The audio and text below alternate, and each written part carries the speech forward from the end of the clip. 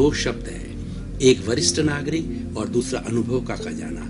हम एक एक को परिभाषित करेंगे और बात के अंदर निष्कर्ष पर आएंगे कि वरिष्ठ नागरिक किस प्रकार अनुभव का खजाना होता है। सबसे पहले वरिष्ठ नागरिक किसे कहा जाता है? हम वेदों से चलते हैं। वेदों के अंदर जो अवस्था प्राप्त व्यक्ति होता है, वृद्ध व्यक्ति होता है, बुजुर्ग व्यक्ति होता है, प्रौढ़ व्यक्ति होता है, उसको वरिष्ठ नागरिक कहा जाता है। वहां पर वरिष्ठ नागरिक पहले शब्द नहीं था, लेकिन वहां पर वृद्ध जन को कहा जाता, तो अनुभवी व्यक्ति को वरिष्ठ नागरिक कहा जाता था। उसके बाद के अंदर उपनिषद देखें, पुराण देखें, स्मृतियां देखें, त्रिपिटक देखें, आगम देखें, सभी हमारे भारतीय ग्रंथ है, उसके अंदर वरिष्ठ नागरिकों को शुरू से परिभाषित किया गया है और उसको समाज के अंदर बड़ा ऊंचा स्थान दिया जाता है। उनको आदर की नजर से देखा जाता है क्योंकि वो अनुभव प्राप्त होते हैं।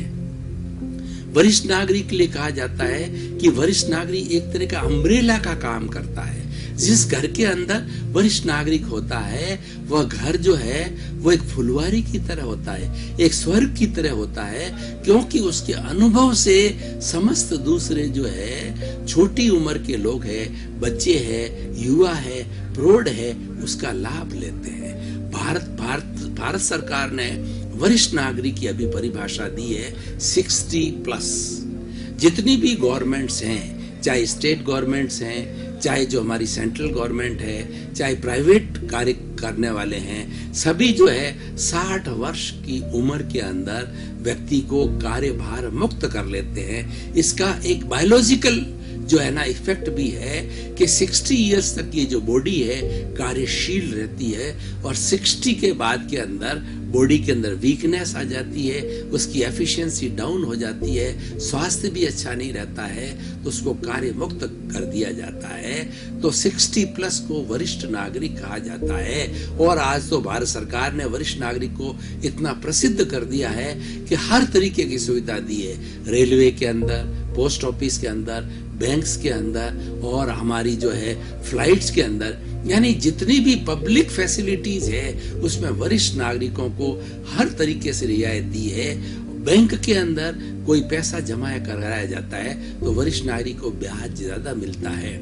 वरिष्ठ नागरिकों के लिए सभी सरकारों ने अलग से किसी एक रेगुलर लाइन में खड़े रहने की बनिस्बत अलग से लाइन लगाने की हिदायत दे दी है, क्योंकि अगर लाइन लंबी हो तो वरिष्ठ नागरिक लंबे समय पर खड़ा नहीं रह सकता। और कुल मिलाकर बात यह है, उसको सम्मान दिया गया है।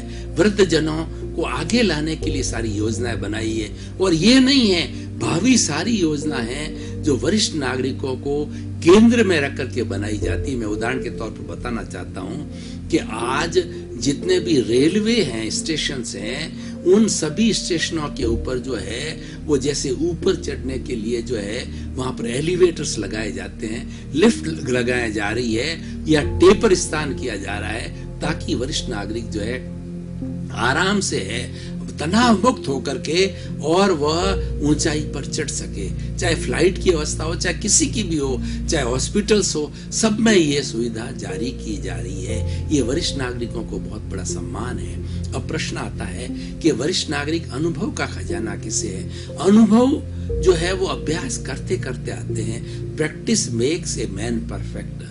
जो है करत करत अभ्यास के जड़मती होत सुजान, रसरी आवत जान के और सल पर पड़त निशान। यानी प्रैक्टिस करते करते व्यक्ति को अनुभव प्राप्त होता है। अगर रेगुलर एक रस्सी जो है पत्थर पर भी चलती है तो पत्थर में भी छेद कर देती है, क्योंकि वो रेगुलर कंसिस्टेंसी है, बार बार आती है, वो अभ्यास करती है, इस कारण होता है। उसी तरीके से अगर मनुष्य हर बार अच्छी लाइन का अभ्यास करता है तो अच्छा पारंगत हो जाता है।